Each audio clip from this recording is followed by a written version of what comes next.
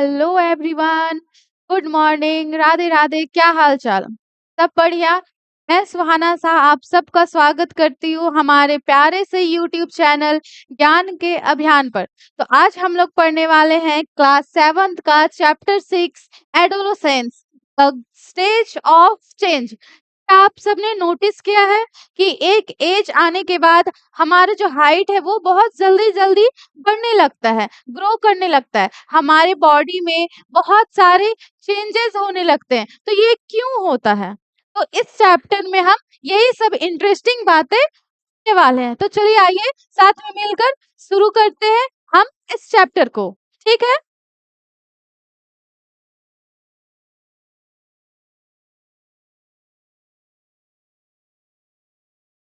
इस चैप्टर में हमारे क्या-क्या टॉपिक है उसको एक बार पहले हम लोग देख लेते हैं। ठीक है। तो इस चैप्टर का सबसे पहला टॉपिक है हमारा एडोलसेंस, फिर दूसरा है हमारा प्यूबर्टी। ठीक है। और फिर तीसरा टॉपिक है हमारा secondary sexual characteristics in human being. ठीक है।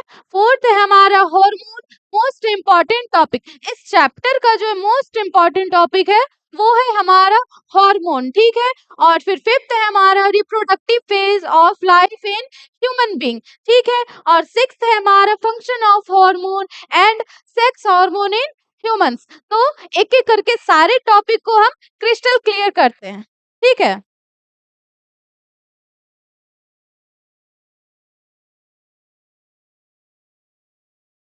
तो फर्स्ट टॉपिक हम स्टार्ट करने से पहले ये ह्यूमन लाइफ स्टेज को समझेंगे। अगर हम ये नहीं समझेंगे तो हमें पूरा चैप्टर समझ नहीं आएगा। ठीक है। तो यहाँ पर थोड़ा सा कट गया, यहाँ पर है जर्नी।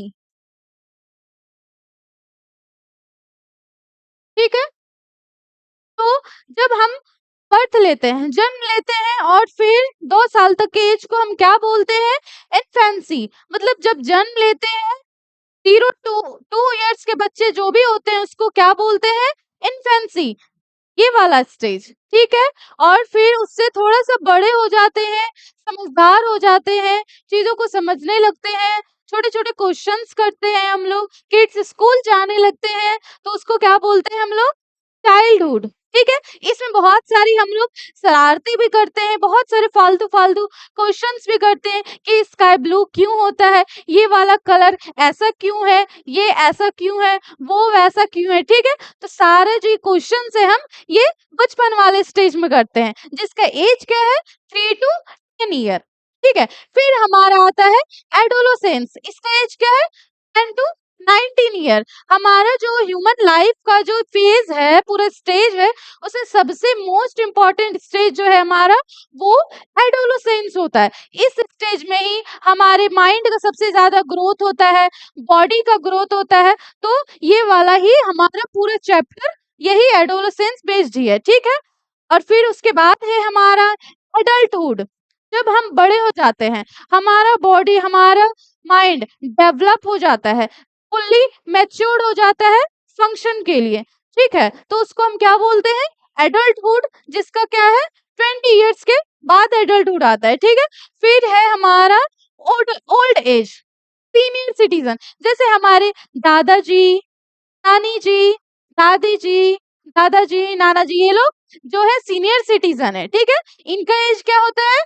60+ ईयर के। ठीक है। तो बेसिकली एडोलोसेंस है क्या? फर्स्ट टॉपिक जो है हमारा एडोलोसेंस। तो एडोलोसेंस है क्या?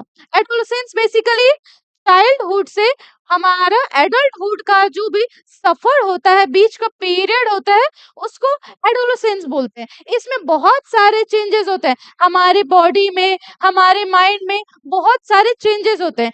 इसी को हम एडोलोसेंस बोलते हैं। तो स्टार्ट करते हैं हमारे चैप्टर का फर्स्ट टॉपिक, एडोलोसेंस।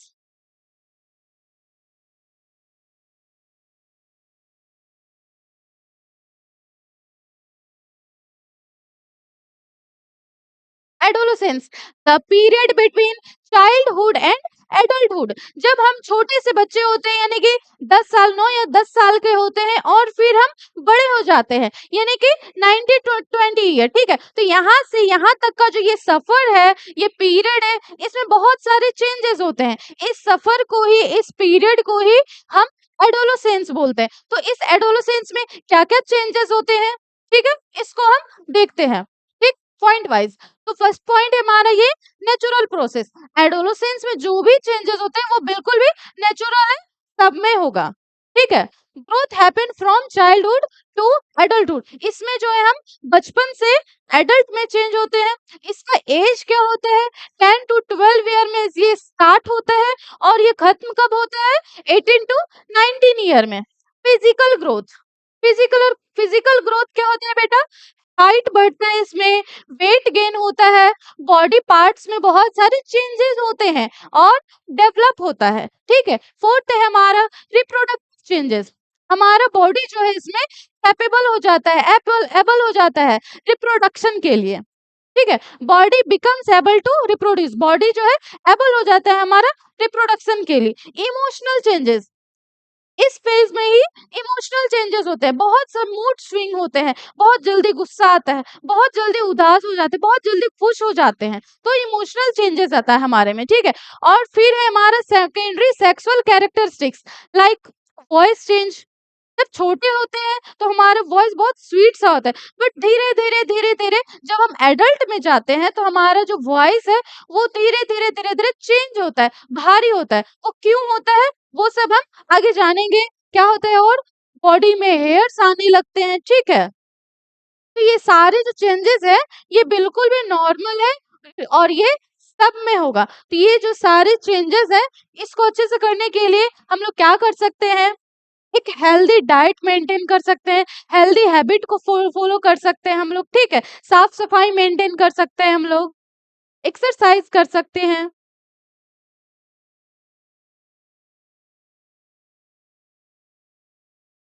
दूसरा है हमारा प्यूबर्टी।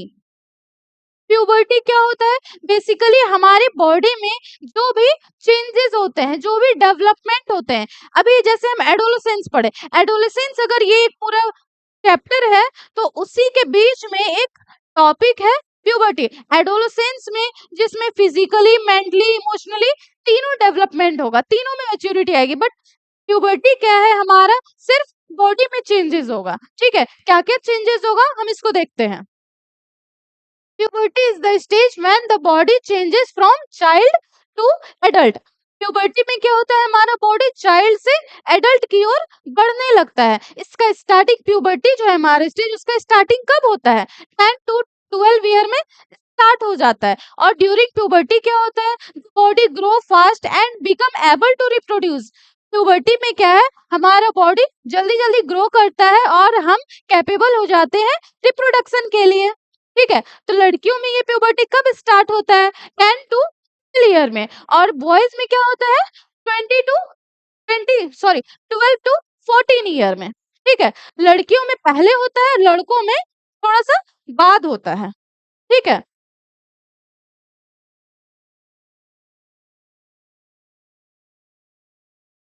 अब हमें पता कैसे चलेगा कि हम प्यूबर्टी वाले एज में है या नहीं है? क्या-क्या चेंजेस होगा जो हमको पता चलेगा? तो इसलिए हम देखेंगे चेंजेस एट प्यूबर्टी। तो सबसे पहला है हमारा इंक्रीज इन हाइट। हाइट जो है हमारा बहुत जल्दी-जल्दी इंक्रीज करेगा, चाहे वो लड़की हो या लड़का हो, दोनों का हाइट जल्दी-जल्दी ग्रो करेगा, ठीक है? दूसरा है हमारा changes in body shape and appearance. Body का जो शेप है, वो जब हम छोटे होते हैं, तो बॉडी का शेप अलग होता है, फिर जब बड़े हो जाते हैं, तो बॉडी का शेप अलग होता है। जैसे लड़कों में जो ये सोल्जर होते हैं, वो बचपन में छोटा होता है, बट जैसे-जैसे लड़के बड़े हो जाते हैं, एडोलेसेंस स्टेज में प्यूबर्टी में आ जाते हैं, तो ये जो क्या होता है सोल्जर ये धीरे-धीरे ब्रॉड होता है।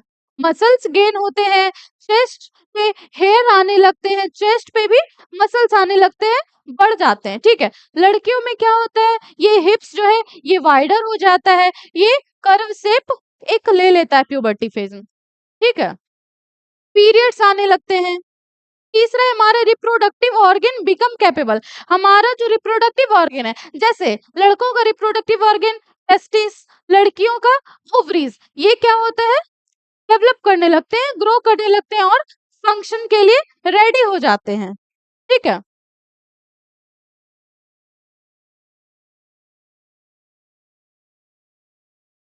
फोर्थ है हमारा वॉइस। अब हम छोटे होते हैं, तो छोटे में कैसे हमारा स्वीट सा वॉइस होता है, बट हम बड़े होते हैं तो धीरे धीरे धीरे धीरे भारी होता जाता है आवाज। क्यों होता है? हमारा जो यहाँ पे वॉइस बॉक्स होता है वो लड़कों में ज्यादा बड़ा होता है एज कंपेयर लड़की। लड़की में जो होता है वॉइस बॉक्स वो छोटा होता है और लड़कों में बड़ा होता है। तो प्यूबर्टी में क्या होता है, लड़कों का जो वॉइस बॉक्स होता है वो ग्रो करता है, इसलिए जो है लड़कों का वॉइस जो है धीरे धीरे धीरे धीरे भारी होने लगता है। लड़की में क्या होता है कि वॉइस बॉक्स छोटा होता है, ठीक है, इसलिए लड़कियों का आवाज बहुत कम भारीपन आता है लड़कियों के वॉइस में, बट पिच जो है वो हाई होता है, ठीक है। वॉइस भारी जो है थोड़ा कम होता है बट पिच जो है वो हाई होने लगता है, ठीक है। फिर एडम सेपल क्या है हमारा, एडम सेपल क्या है हमारा, ये जो हमारा वॉइस बॉक्स है यहाँ पे लेरिंग्स के पास जो वॉइस बॉक्स है इसका ऊपर का जो एक लेयर होता है, पार्ट होता है, उसको एडम सेपल बोलते हैं। ये क्या करता है, हमारे वॉइस बॉक्स को प्रोटेक्ट करता है, जो कि लड़कों में विजिबल होता है और लड़कियों में इनविजिबल होता है। लड़कों में आप आराम से देख सकते हैं, जो भी आप लोग पढ़ रहे होंगे लड़के लोग, वो देखिए आप अपने गले को टच कीजिए तो ये जो है विजिबल होगा, आप मिरर में देख सकते हैं, बट लड़कियों में जो ये विजिबल नहीं होता है। क्यों नहीं होता है? क्योंकि लड़कियों में जो है वॉइस बॉक्स वो छोटा होता है और लड़कों में क्या होता है वो बड़ा होता है, इसलिए विजिबल होता है, ठीक है।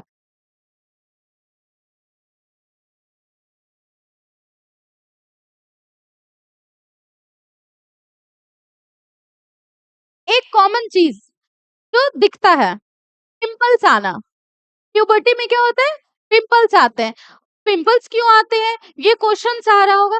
तो हमारे बॉडी के जो ग्लैंड्स हैं वो जो है प्यूबर्टी फेज में मोर एक्टिव हो जाते हैं, बहुत ज्यादा एक्टिव हो जाते हैं और ऑयल सिक्रीट करने लगते हैं। अब ऑयल क्या करता है, हमारे बॉडी का, हमारी स्किन का जो पोर्स है उसको ब्लॉक कर देता है। अब जो ब्लॉक हो गया पोर्स तो क्या होगा, बैक्टीरिया जो है वो ग्रो करने लगते हैं और फिर पिंपल्स दिखने लगता है टाइप का, ठीक है। पिंपल्स आने लगते हैं, ये बिल्कुल भी नॉर्मल है, ये हार्मफुल नहीं है। इसको साफ सफाई से अच्छा डाइट मेंटेन करके हम लोग इसको खत्म कर सकते हैं, ठीक है।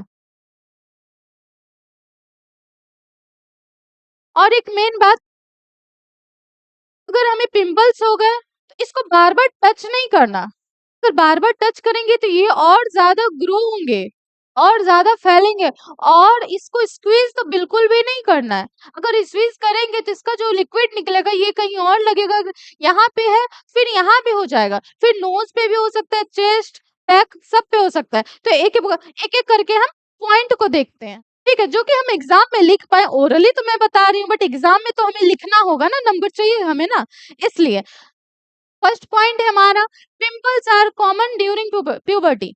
प्यूबर्टी में जो है पिंपल्स आना बिल्कुल भी नॉर्मल होता है, ठीक है। They can appear on face.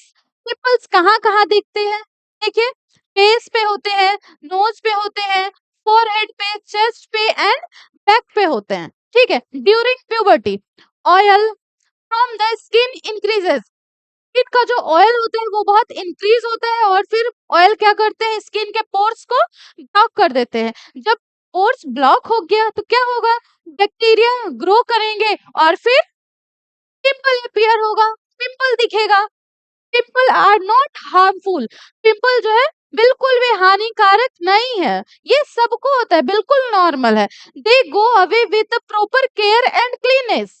ये बिल्कुल नॉर्मली जा सकता है, ठीक है। ये नहीं कि पिंपल हो गया, क्या कोई बीमारी तो नहीं हो गया, हमें पिंपल क्यों हो रहा है, ये बिल्कुल नॉर्मल है, सबको होगा प्यूबर्टी के एज में, ठीक है। तो इसको हम क्या कर सकते हैं, कैसे हटा सकते हैं, तो साफ सफाई करके, तो डाइट फॉलो करके, हरी हरी सब्जियां खाएंगे, बाहर का नहीं खाएंगे। अगर बाहर का, जैसे हमें मोमोज पसंद है, फ्रेंच फ्राई पसंद है, वो सब तो, और ऑयली फूड, अगर हम और ऑयल बाहर से अगर हम लेंगे तो और ज्यादा ऑयल सिक्रीट होगा और होगा सिक्रीट, और हमारे फेस पे पिंपल आएंगे। इसलिए बाहर की चीजें नहीं खानी चाहिए इस एज में, ठीक है। और फिर ज्यादा मात्रा में पानी पिएंगे हम लोग, 2 बार फेस को धोएंगे, तो इससे क्या होगा, हमारा पिंपल जल्दी चला जाएगा।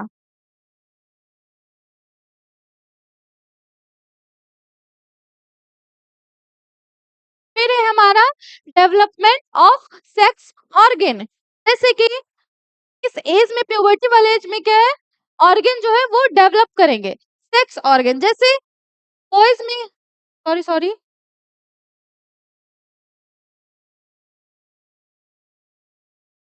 बॉयज में क्या है, सेक्स ऑर्गन कौन से है, टेस्टिस। ये क्या है, डेवलप करेंगे, ग्रो करेंगे और स्पर्म प्रोड्यूस करेंगे। वैसे ही लड़कियों में जो है ओवरीज, ठीक है, ओवरीज क्या करेगा, एग को प्रोड्यूस करेगा, ठीक है।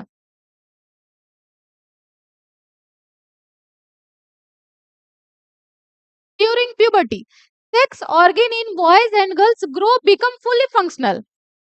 सेक्स ऑर्गन जो है वो ग्रो करेगा और फुली फंक्शनल हो जाएगा, ठीक है। In boys testis start producing millions of sperm. Testis क्या करेगा, प्रोड्यूस करेगा मिलियंस ऑफ स्पर्म, बहुत सारे स्पर्म प्रोड्यूस करेगा, ठीक है। और फिर ओवरीज क्या करेगा, एग को बनाएगा, ठीक है, producing mature egg. These changes make the body capable of reproduction। इससे क्या होगा, हमारा बॉडी कैपेबल हो जाएगा रिप्रोडक्शन के लिए, हमारा बॉडी रिप्रोडक्शन के लिए एबल हो जाएगा और फिर हम अपने नेक्स्ट जनरेशन को ला सकते हैं, यानी कि बेबी प्लान कर सकते हैं, बेबी ला सकते हैं, ठीक है। फिर है हमारा reaching mental intellectual emotional maturity. हमारे अंदर जो है डिसीजन मेकिंग स्किल वो डेवलप हो जाएगी, हम किसी भी डिसीजन को लेने में सक्षम हो जाएंगे। छोटे थे, क्वेश्चन सॉल्व नहीं होता था हमसे, बट हम इस एज में हमारा जो है माइंड डेवलप करेगा, हम लोग बड़े बड़े क्वेश्चंस को सॉल्व करने लगेंगे। फिर हमारा मूड स्विंग भी होगा, बहुत जल्दी जल्दी भी गुस्सा भी आएगा और फिर हमें दोस्त बनाने का भी मन करेगा, कुछ कुछ फीलिंग्स आएगी हमें नेक्स्ट जनरेशन, दूसरे जनरेशन को ले, सॉरी सॉरी, दूसरे जेंडर को लेकर, यानी कि लड़के हैं तो लड़कियों के लिए और लड़की है तो लड़कों के लिए फीलिंग्स आएगी, ठीक है। इसको देखते हैं एक बार point wise. adolescents start thinking in a more independent way। जब बच्चे होते हैं तो हम लोग डिपेंडेंट होते हैं मम्मी पापा पर कि मम्मी जो बोलेगी वही करेंगे, बट जब बड़े हो जाते हैं तो खुद से डिसीजन लेने लगते हैं, ठीक है, इंडिपेंडेंट हो जाते हैं हम लोग। they have the ability to learn understand and solve problem better। जब छोटे होते हैं तो छोटे छोटे क्वेश्चन हम लोगों से सॉल्व नहीं होता, गलत हो जाता है, पिटाई भी बहुत खाते हैं, बट जब बड़े हो जाते हैं हम लोग तो बड़ा बड़ा क्वेश्चन जो है सॉल्व करने लगते हैं हम लोग। Boys and girls become more aware of their feeling and emotions. लड़के और लड़कियां जो है इसमें फील करते हैं एक दूसरे को लेकर, कुछ कुछ नहीं करना है अभी, बट होता है ऐसा, फीलिंग्स आती है, इमोशंस जगते हैं हमारे अंदर, ठीक है। फिर मूड स्विंग बहुत ज्यादा होता है, बहुत जल्दी जल्दी हमें गुस्सा आएगा, बहुत चीजों को लेकर क्यूरियोसिटी होगी कि ये क्या चीज है, ये कैसे बनता है, ये कैसे नहीं बनता है, ये क्यों होता है, किसी भी चीज को लेकर जिज्ञासा बहुत ज्यादा होगी, क्यूरियोसिटी बहुत ज्यादा होगी, ठीक है। Adolescence is the time when the brain develop the capacity of learn and decision making। हमारा जो एडोलेसेंस स्टेज में जो है हमारा माइंड जो है बहुत डेवलप हो जाता है, डिसीजन मेकिंग स्किल जो है वो बहुत ज्यादा हाई हो जाती है, ठीक है।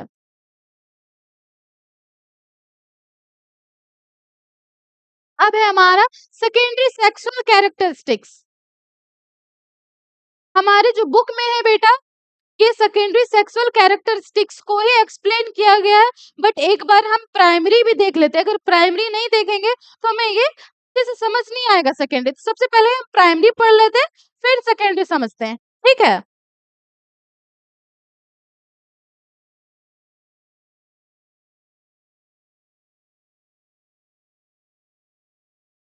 Primary sexual characteristics in human, ये क्या होता है, रिप्रोडक्शन में जो है बेटा डायरेक्टली इन्वॉल्व होते हैं।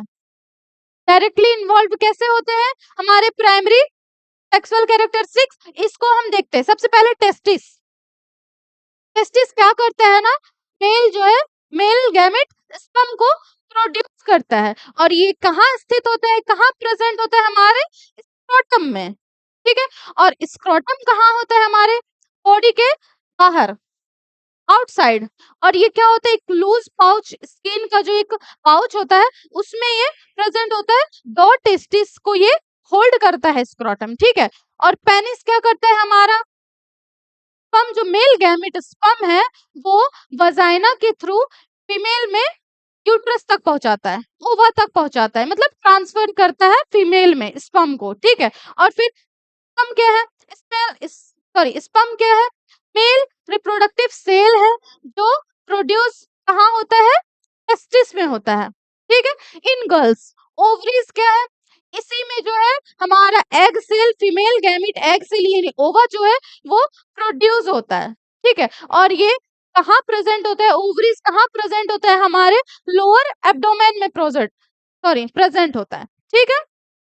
फिर आता है हमारा ओविडक्ट। अब ये ओवरीज से जो हमारा एग निकलेगा तो वो किसके थ्रू यूट्रस तक आएगा? ओविडक्ट के थ्रू। ओविडक्ट को हम लोग फैलोपियन ट्यूब भी बोलते हैं। ये क्या करते हैं? They carry the egg from the ovary to the uterus. Ovaries से निकलकर यहाँ यूट्रस तक पहुंचता है किस नली के थ्रू? ओविडक्ट के थ्रू, ठीक है। और यूट्रस में क्या होता है? इम्प्लांट होता है। ओवा जो यहाँ से निकल कर यहाँ यूट्रस तक आएगा, यूट्रस में क्यों आता है? इम्प्लांट होता है यहाँ, और फिर बेबी जो है वहीं डेवलप होता है। फिर वजाइना क्या है? वजाइना जो है ये एक इसका जो पोर है, इसका एक पोर, वो यूट्रस में एक जॉइंट है और एक बॉडी के बाहर। यहाँ पेनिस आके स्पर्म को रिलीज करता है और यहाँ जो हमारी ओवा बैठी रहती है उसको फर्टिलाइज करता है और फिर बेबी बनता है, ठीक है। तो अब हम लोग सेकेंडरी देख लेते हैं। प्राइमरी तो हमें समझ में आ गया जो डायरेक्टली इन्वॉल्व होते हैं रिप्रोडक्शन में, बट सेकेंडरी क्या होता है? जो डायरेक्टली इन्वॉल्व नहीं होते हैं रिप्रोडक्शन में, ठीक है।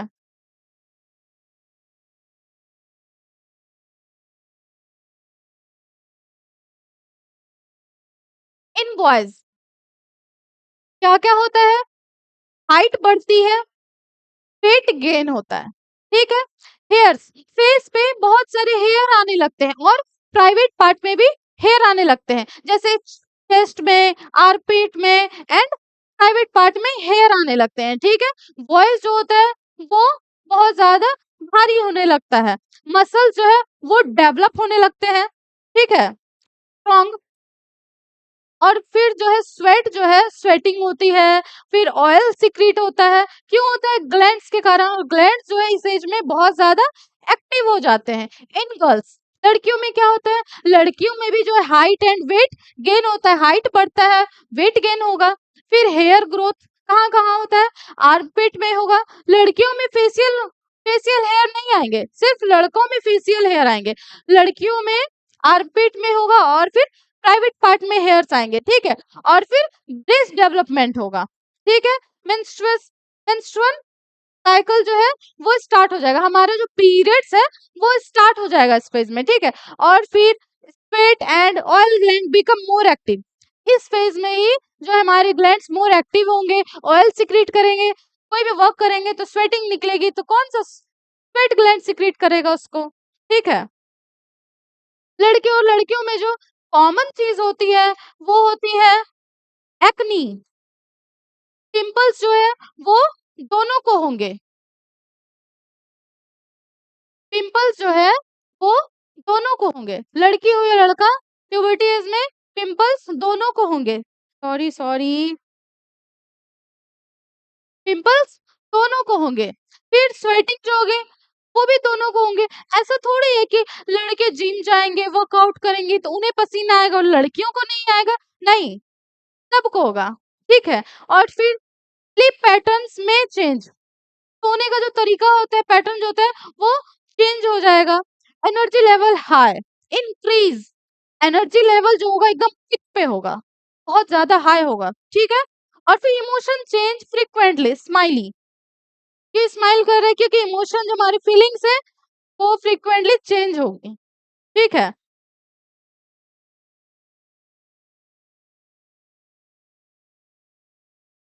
ये प्राइमरी तो भी हमने पढ़ ही लिया। और फिर है हमारा हार्मोन। हार्मोन क्या है? हार्मोन जो है बेसिकली हमारे बॉडी का केमिकल मैसेंजर है। हम लोग कुछ भी वर्क करते हैं तो कौन कराता है? हमारा हार्मोन कराता है। तो हम इसको एक बार पॉइंट वाइज देख लेते हैं, ठीक है। A hormone is a chemical substance. Hormone क्या है? केमिकल सब्सटेंस है जो कि कहाँ बनता है? ग्लैंड्स में बनता है, ठीक है? बाहर से नहीं आता है। ऐसा नहीं कि 1 ग्लास हार्मोन हम लोग पी लेते हैं, नहीं, ये हमारे बॉडी में ही होता है, बॉडी में ही बनता है, ठीक है? और कौन बनाता है?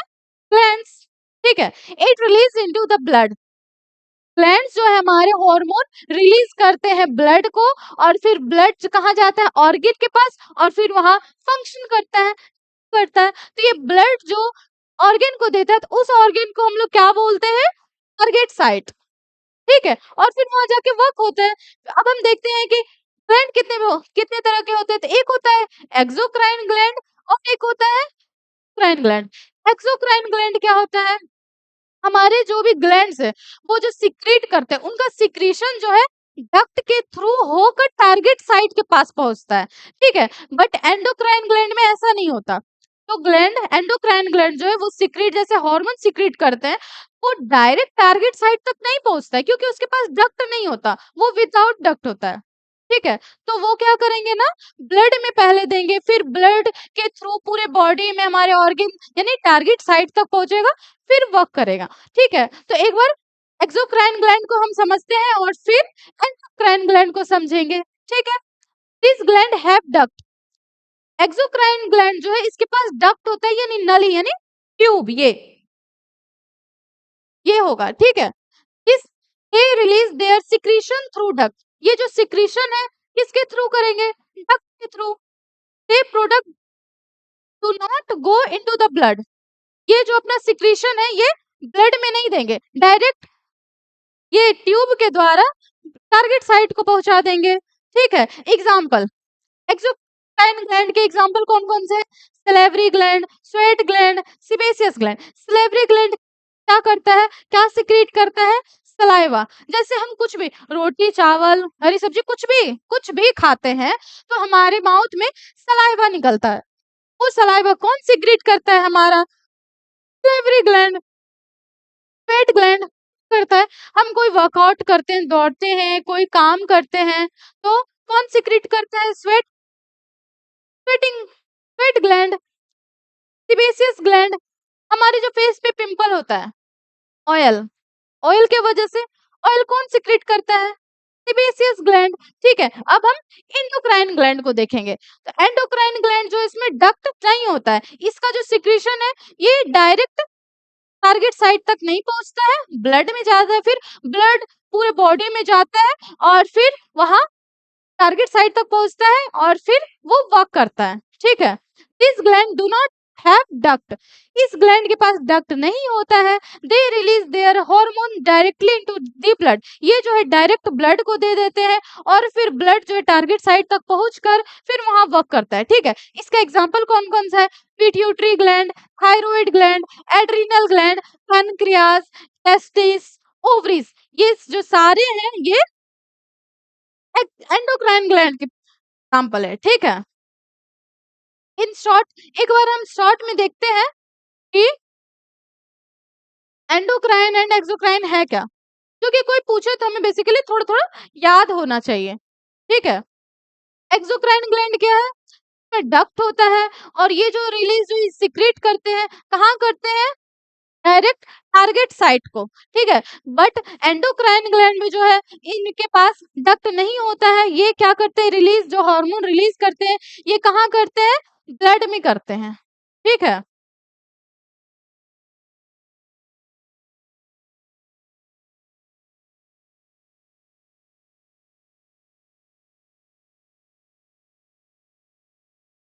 अब हमारा जैसे reproductive function, reproduction reproductive function में कैसे हेल्प करता है, क्या रोल निभाता है हार्मोन, ये हम पढ़ेंगे। ठीक है? जैसे hormone play an important role in starting reproductive function.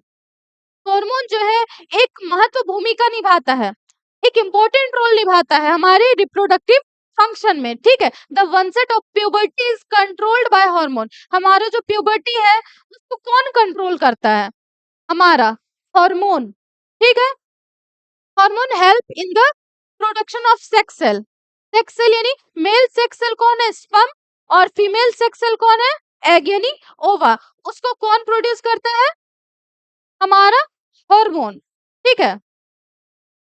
ये रहा हमारा मेल सेक्स हार्मोन, सबसे पहले मेल सेक्स हार्मोन पढ़ते हैं और फिर फीमेल सेक्स हार्मोन, ठीक है। तो मेल सेक्स हार्मोन जो है उसको क्या बोलते हैं, टेस्टोस्टेरोन। और ये कहाँ बनता है हमारा, किसमें बनता है, ठीक है। अभी जो बेटा हम सारा जो सेकेंडरी सेक्सुअल कैरेक्टरिस्टिक्स पढ़े in boys and in girls, तो सेकेंडरी सेक्सुअल कैरेक्टरिस्टिक्स जो पढ़े वो जो सारा हम लोग चेंजेस पढ़े, क्या क्या चेंजेस होता है हमारे बॉडी में, हमारे हमारे बॉडी में, ठीक है। तो वो कौन कराता है, हमारा टेस्टोस्टेरोन। अगर ये नहीं होगा तो वो सब चेंजेस नहीं होगा हमारी बॉडी में, फेशियल हेयर लड़कों में नहीं आएंगे, वॉइस चेंज नहीं होगा। तो एक-एक बार फिर से इसको रिपीट कर लेते हैं यहाँ पर, ठीक है। क्या-क्या होता है हमारा, produce secondary sexual characteristics in boys at puberty, कौन कराता है, हमारा टेस्टोस्टेरोन। वॉइस जो होता है वो भारी होता है, कौन कराता है, टेस्टोस्टेरोन। फेस पर हेयर आने लगते हैं, शोल्डर जो है वो ब्रॉड होने लगता है, चेस्ट जो है वो भारी होने लगता है, मसल्स गेन होने लगते हैं, ठीक है। और फिर मेल सेक्स ऑर्गन जो है वो डेवलप होने लगते हैं और फिर हमारे जो है हाइट भी बढ़ने लगता है। तो ये सब कौन कराता है, हमारा टेस्टोस्टेरोन। वैसे ही लड़कियों में जो फीमेल सेक्स हार्मोन है उसको क्या बोलते हैं, एस्ट्रोजन। एस्ट्रोजन कहाँ बनता है, हमारे ओवरीज में, ठीक है। और ये क्या करता है, लड़कियों में जो भी चेंजेस होते हैं, जैसे अभी हम लोग जो भी पढ़े थे सेकेंडरी सेक्सुअल कैरेक्टरिस्टिक्स में, तो वो कौन कराता है, हमारा एस्ट्रोजन। जैसे ब्रेस्ट डेवलपमेंट, ब्रेस्ट का जो डेवलपमेंट होता है वो कौन कराता है, एस्ट्रोजन। वाइडर हिप्स, हिप्स जो वाइडर होता है वो कौन कराता है, एस्ट्रोजन, ठीक है। हमारा जो स्किन होता है वो बहुत ज्यादा स्मूथ होने लगता है, ठीक है, कौन कराता है, एस्ट्रोजन, ठीक है। और फिर फीमेल का जो ऑर्गन है वो डेवलप करने लगता है, एस्ट्रोजन कराता है। मेंस्ट्रुअल यानी कि पीरियड जो हमारा स्टार्ट होता है वो भी एस्ट्रोजन कराता है। और फिर सारे सेकेंडरी सेक्सुअल कैरेक्टरिस्टिक जितना भी हमने पढ़ा वो सारा फीमेल में एस्ट्रोजन कराता है और फिर मेल में हमारा टेस्टोस्टेरोन कराता है, ठीक है।